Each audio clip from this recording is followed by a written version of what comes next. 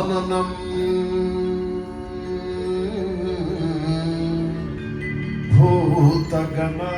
భూతగణాధిసేవితం కపిత్తజంబూ ఫలసారభక్షణం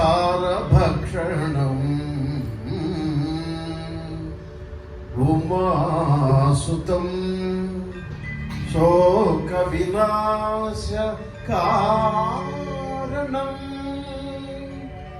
నమామి విఘ్నేశ్వర పాద పంకజం పాద పంకజం.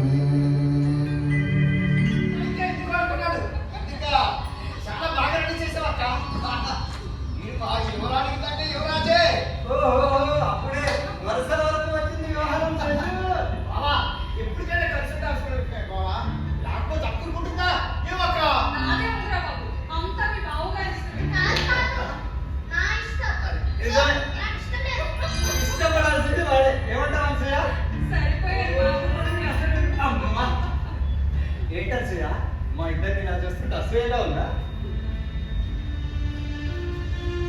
వీడిని చూస్తుంటే చిన్నప్పుడు మా అమ్మ నాకు వేసిన గెటప్ గుర్తొస్తుంది. నన్ను చూసుకొని తెగ మురిసిపోయేది. నన్ను కలెక్టర్ బాబు అనేది. నన్ను అలా చూడాలని అమ్మ ఆశ. అందరూ అమ్మలు ఇంతేనేమో. అసూయ రెడీగా ఉంటాడు. గోతికాంత అక్కడ అక్కడ మాత్రమా విశ్వాసంగా పట్టుకుంటే కుక్కని కుక్కవా? ఈ వంకతో మెల్లో గొజ్జెవరు చేయటమంటావు? అక్క బాబు చూడు ఏమంటున్నాడు. ఒప్పుకోవడానికి తప్పుతుందా? తీసి ఇచ్చి పంపించేస్తానని నా మొహం నమ్మము. నమ్మలేమనసూయ. దాన్నే గుడ్డి ప్రేమ అంటారు. తల్లిదండ్రులకు పిల్లలందరూ ఇలాగే కనిపిస్తారు. పిల్లల వ్యవహారాలు తప్పుడు పనులన్నీ బయట వాళ్ళకే ముందు తెలుస్తాయి. చిప్పరగా తెలుస్తుంది మనకే.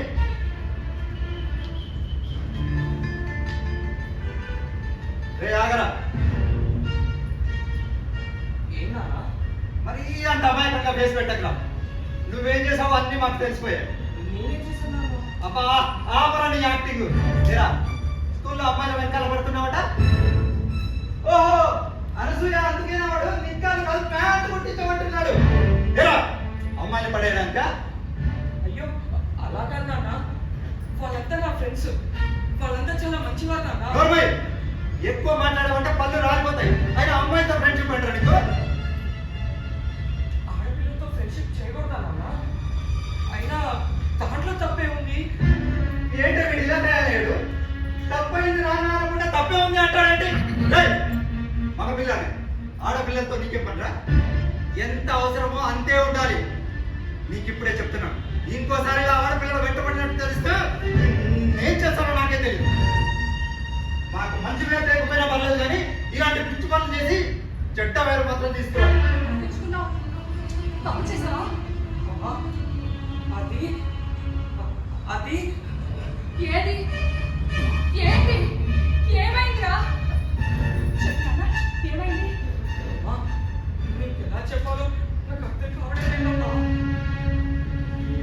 ఏంటోనమ్మా నాకు నేనే అర్థం కావడం లేదమ్మా. ఏ విషయమైనా అమ్మతో నాన్నతో పంచుకోవాలని నీకు చెప్తానా లేదా? చెప్తానా చెప్పకూడదా?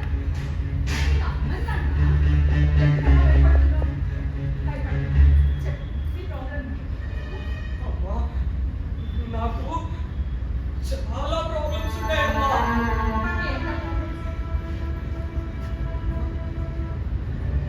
అమ్మా నాన్నకి తెలిస్తే కోపడతారమ్మా.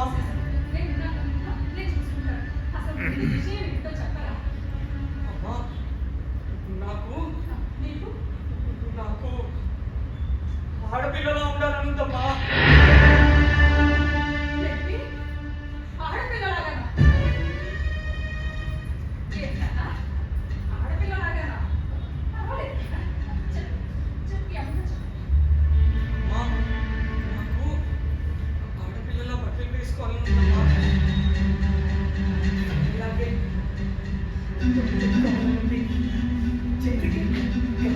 వేసుకోవాలని ఉంది.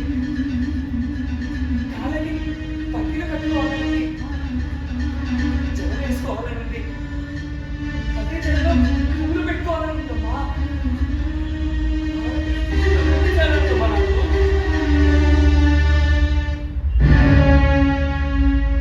అమ్మా, నేను మగపిల్ల దగ్గర ఉండలేకపోతున్నానమ్మా.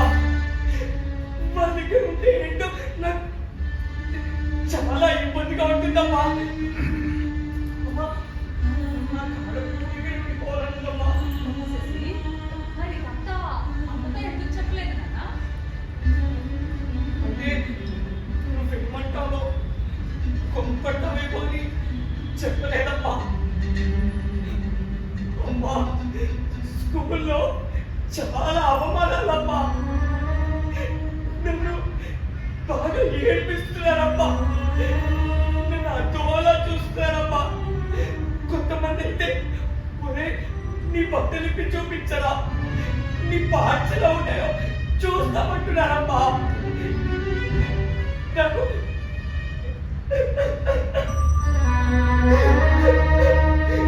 ఏడుపు వస్తుందమ్మా. నాకు మగపిల్ల దగ్గర ఉండాలని లేదు. అమ్మాయిలేమో నేను అబ్బాయిని చుట్టూ దగ్గరికి రానివ్వట్లేదమ్మా. చివరికి ఎవ్వరికి కాకుండా ఒంటరి అయిపోతున్నానమ్మా నేను. అమ్మా, అసలు నాకు ఏమవుతుందమ్మా? అమ్మా, శశి, నాకు శశి, నాన్న, శశి, శశి, నీకేం కాలేదు నాన్న? నీకేం కాలేదు. నేను ఉన్నాను కదా. శశి, నువ్వు కాస్త పిరికోడివి శశి. అందుకే లేనిపోయినవన్నీ ఆలోచిస్తూ ఇలా ఊహించుకుంటాం. నీకేం కాలేదు నాన్న. ఏం కాలేదు. వచ్చిన వరకు ఉంటే కౌన్సిలింగ్ ఇద్దాం. మాట్లాడంటారా? కౌన్సిలింగ్ ద్వారా ఖచ్చితంగా మార్చుకుంటారు. చనిపోవాలనుకునే వాళ్ళు కూడా కౌన్సిలింగ్ ఇచ్చి బ్రతికించుకుంటారు. లైఫ్ ఇస్ ప్రీషియస్ అని చెప్పి వాళ్ళకి జీవితం మీద ఆశలు కల్పిస్తుంటాం. మీ అబ్బాయి ఏ స్టేజ్లో ఉన్నాడో తెలిస్తే దానికి తగ్గట్టే కౌన్సిలింగ్ ఇద్దాం. మీరు అతన్ని జాగ్రత్తగా గమనించండి. నాకు టచ్లో ఉండండి. అలాగే.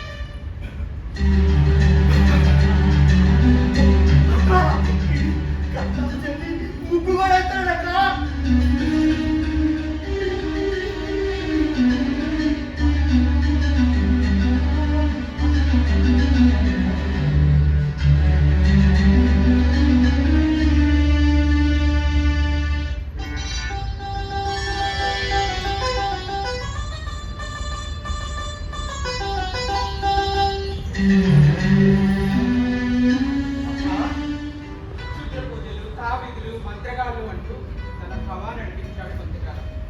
ఆ విధంగా అమ్మకు మామయ్యకు తెలిసిన శశి ఒకరోజు నాన్నకు దొరికిపోయాడు. నివురు నిప్పును దాయగలదు, కానీ నిజాన్ని దాయలేదు కదా.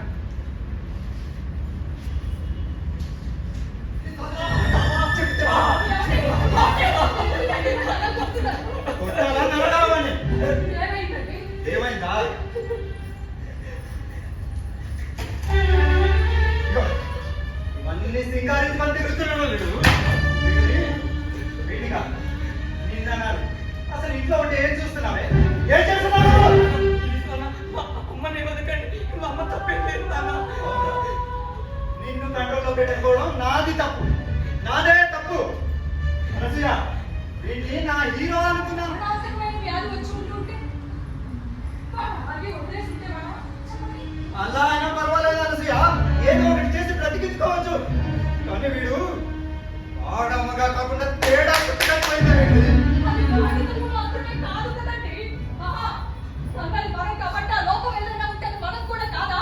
లేదంటే అలా పుట్టించిన ఆ దేవుడు.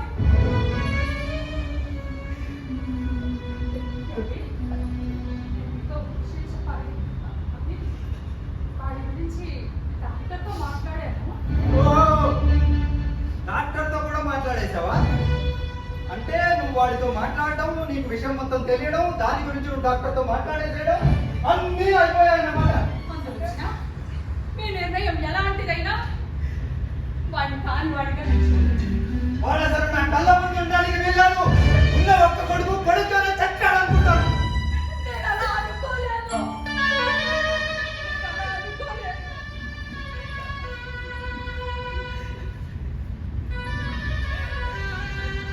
వాడిని వదిలి ఉండలేను. వాడు లేకుండా నేను ఉండలేని వాడుండగా. చూడు అనసూయ, ఈ చచ్చాటాలన్నీ వదిలించుకుంటేనే ఈ సమాజంలో మనం గౌరవంగా బ్రతకగలం. కానీ ఇది అంత తేలిగ్గా వదిలించుకునే శిక్షణ కాదండి. పేగు బలం. వాడు లేకుండా నేను ఉండలేను. నేనుండగలను. ఎస్, వాడు లేకుండా నేనుండగలను. నేను లేకుండా నువ్వు ఉండగలవా? అనసూయ, వాడు నేను తెలుసుకో.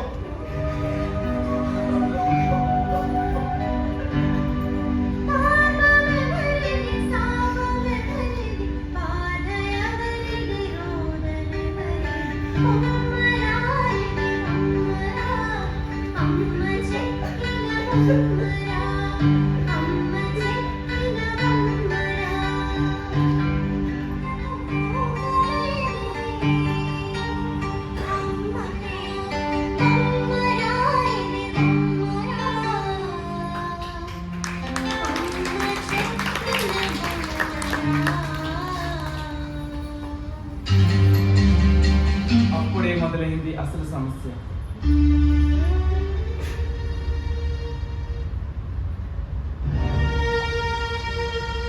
ఐఎమ్ సారీ అమ్మ, 7 ఏళ్లుగా కష్టపడుతున్నా మిమ్మల్ని గెలిపించలేకపోయాను. మీ తమ్ముడు మిమ్మల్ని చాలా మోసం చేశాడు. ఈ కేసు విషయంలో డబ్బు ఎరచూపి కేసు గెలిచాడు. మనం కేసు ఓడిపోయాం. ఇప్పుడు మీరుంటున్న ఇల్లు ఖాళీ చేసి మీ తమ్ముడికి అప్పచెప్పాలి. ఇది కోర్టు తీర్పు అమ్మ, తప్పదు. ఏం చేసినా ఆ సమాజమే నిన్ను చూసి గౌరవించాలి, గర్వపడాలి, నీకు సెల్యూట్ చేయాలి.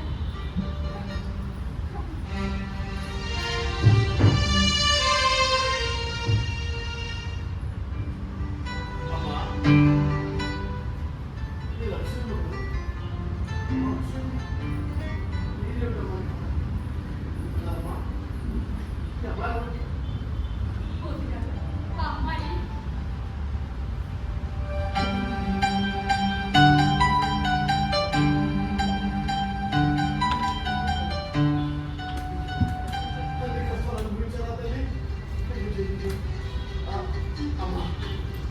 మీకు అభ్యంతరం లేకపోతే మా ఇంటికి రండమ్మా.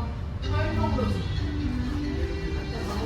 కాకపోయినా నన్ను మీ తోబుట్టుగా ఉండొచ్చునమ్మా. పూర్తిగా దైవం మానుష రూపేణా అంటారు. మా గురించి అన్ని విషయాలు తెలిసి కూడా ఇంటికి రమ్మన్నారు అంటే మీలో ఉండే మంచితనానికి కానీ పూర్తిగా అమ్మా, కానీ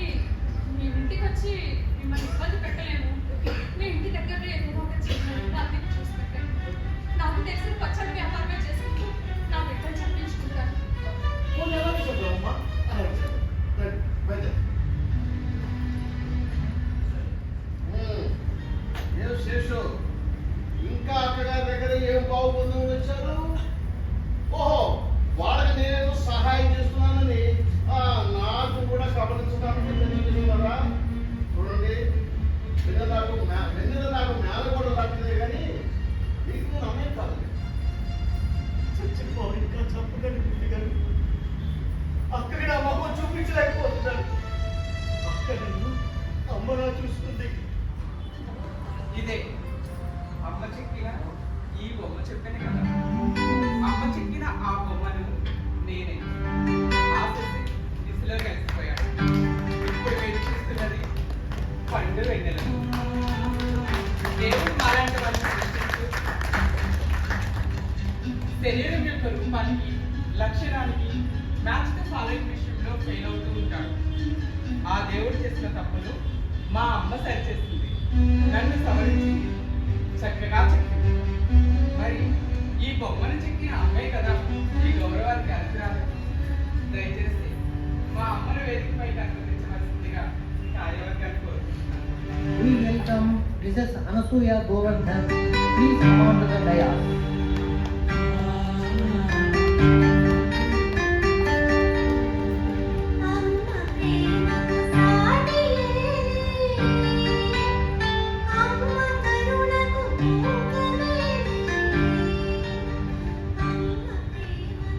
ఇప్పుడు ఈ సందర్భాన్ని ఉద్దేశించి మా అమ్మ మాట్లాడుతుంది.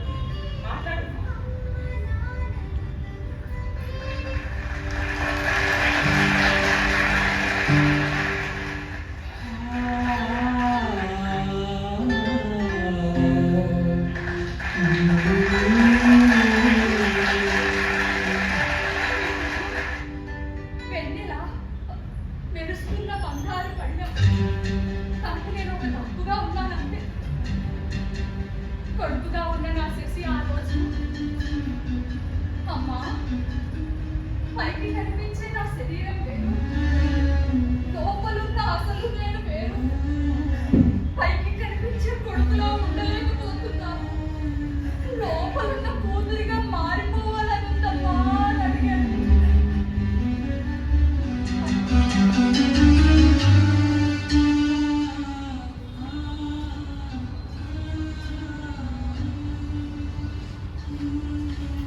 శ్రీమతి అనసూయ గోవర్ధన్. ఆ గోవర్ధన్ నేనే. ఆ గోవర్ధన్ వెన్నెల నా కూతురు. ఎందుకు పనికిరాని ఒక రాయని చీదరించుకొని అసహ్యించుకున్నాను, వదిలేసి వెళ్ళిపోయాను. కానీ నా వాళ్ళ ఆ రాయిని ఓ మాణిక్యంలా మార్చింది, అద్భుతమైన అర్థమైన శిల్పంగా చెక్కింది. ఈనాడు నేను వాళ్ళకి ఏది రకాలు సాయపడలేదు. పైగా బాధ పెట్టాను. నన్ను క్షమించి వెళ్ళాను. ఊరుకోండి నాన్న, ఇందులో నీ తప్పేమీ లేదు నాన్న. సమాజం అలా ఉంది, సమాజానికి ఓ ప్రతిబింబం లేదు. ఆ రోజు అమ్మ కూడా ఇలాగే నన్ను ఆదరించిపోయింది. నేనేమైపోయేదాన్నో కదా. 2014 చట్టం ప్రకారం మాకు కూడా ఉద్యోగం చేసే అవకాశం కల్పించిన న్యాయస్థానం. కానీ ఏది చేసే విద్యార్థుల మధ్య చదవలేక ఆదరించే కుటుంబానికి దూరమై ప్రస్తుత దైవం కోసం వ్యభిచరించడమో యాచించడమో చేయాల్సి వస్తుంది. దీనికి కారకులు ఎవరు? మమ్మల్ని మనుషులుగా కూడా చూడని సమాజమే కదా. మా మనసుని అర్థం చేసుకోలేని తల్లిదండ్రులే కదా. దయచేసి తల్లిదండ్రులు వాళ్ళకి వాళ్ళని ఆదరించండి. మీ ఆదరణ కరిగితే వారి చదువుకు, సమాజానికి, కుటుంబానికి దూరమై వెలివేయబడ్డ మానవ జాతికి ప్రతిబింబమై కమ్యూనిటీలో చేరతారు. అక్కడ వారి జీవన గమనం అగమ్య గోచరం. చావలేక బ్రతుకుతారు, బ్రతకడం కోసం రోజు చేస్తారు. ఇంతకు వాళ్ళు చేసిన నేరం ఏంటి? వాళ్ళు చేసిన తప్పేంటి? వాళ్ళు చేసిన పాపం ఏంటి?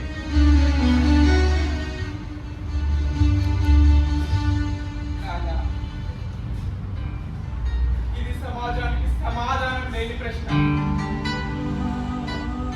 కాదా, ఆ భూమిలో చిక్కుకోకుండా నా మనసును అర్థం చేసుకొని నన్ను మనిషిలా చూసింది నాన్న అమ్మ.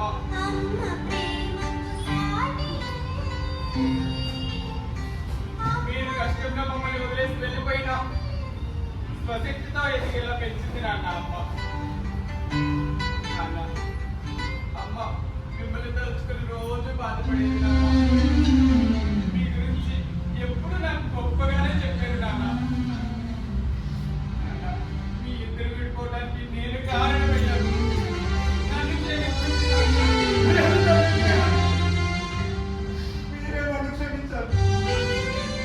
కష్టంలో మీకు తోడుగా నిలవాల్సిన నేను పరువు ప్రతిష్ట అంటూ కటువుగా ప్రవర్తించాను, దుర్మార్గంగా ప్రవర్తించాను, వదిలేసి వెళ్ళిపోయాను. అయినా నా కూతురు దగ్గర నేను చులకన కాకూడదని